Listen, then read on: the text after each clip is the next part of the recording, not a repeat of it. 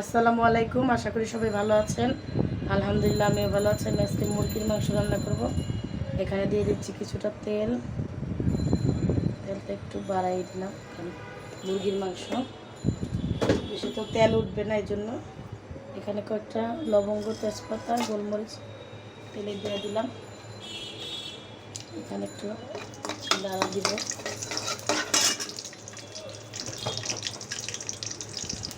তারপরে কিছুটা পেঁয়াজ বাটা দিয়ে দিচ্ছি আমি।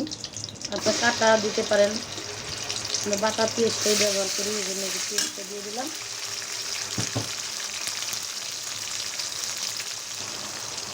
এখানে লবণ দিয়ে দিলাম। আর এখানে আমি সবগুলো মশলা এক জায়গায় করে রাখছি। এখন ওই মশলাটাকে দিয়ে দিব। আদা, রসুন, জিরা, পেঁয়াজ বাটা, তারপরে আপনাদের হলুদের গুঁড়া, মরিচের গুঁড়া। এখন একটু দিয়ে দিব পানি, আর মশলাটা একটু ভালো করে কষানো হোক।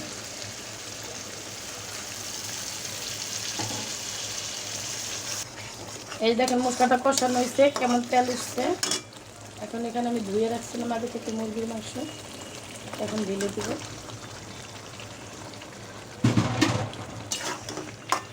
নাড়াচাড়া দিয়ে দিব। এটা দেশি মুরগি, ঢাকার মুরগি তো বিশ্বাস হয় না আমার। যখন আমার মা গ্রাম থেকে আনে তখন মনে হয় যে এটা দেশি, আসলে তো মিথ্যা কথা বলেও বিক্রি করে। এখন ঢাকবো, একটু কষানো হোক। এই যে মুরগির মাংসটাকে এতক্ষণ আমি কষাইছি, দেখাই নেই এতটা, মানে ভিডিও অনেক কী হবে, এই জন্য। এই যে এখন কিছু আলু আমি আগে থেকে ধুয়ে সিদ্ধ করে রাখছিলাম, মানে সিদ্ধ করে পরে কী করছি, এটা আমার শাশুড়ি এরকম করে দেয়। এখন এই যে দিয়ে দিব, আলুটা দিয়ে একটু কষাবো, তারপরে কিছু দিয়ে দিব।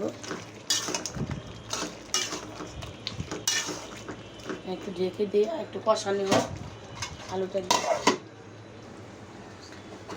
এই যে আলু আর মুরগি কষানো হয়েছে।